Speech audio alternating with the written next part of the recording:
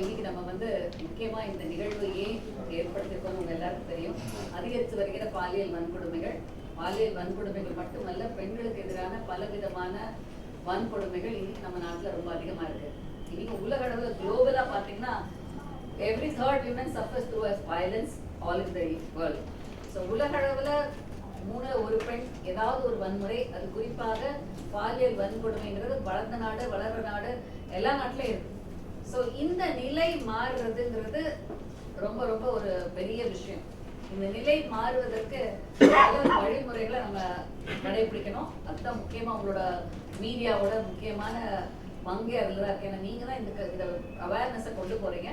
ஆனா இதை எதை நோக்கி போகணும்? நம்ம இதுல வந்து எப்ப பார்த்தாலும் நம்ம சொல்றது விஷயம் என்ன, பாலியல் வன்கொடுமை நடந்துச்சு, இதை கண்டிக்கிறோம், இதை தவிர்க்கிறோம், இதை வந்து இது கண்டிக்கப்பட வேண்டிய விஷயம், இதை நம்ம கண்டிச்சுதான் இருக்கோம். ஆனா நம்ம இது அடுத்த ஸ்டெப் என்ன பண்ண போறோம் அப்படின்ற நிறைய விஷயங்களை நம்ம செய்யறது இல்லை.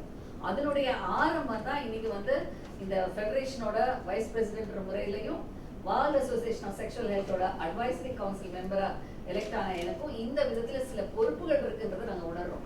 ஸோ இந்த வகையில இந்த விஷயங்களை எப்படி சமுதாயத்துக்கு எடுத்துட்டு போகணும் அப்படிங்கிறதுக்கு பல விதமான வழிமுறைகளை வச்சுப்போம். அதுல முதல் சார் சொன்ன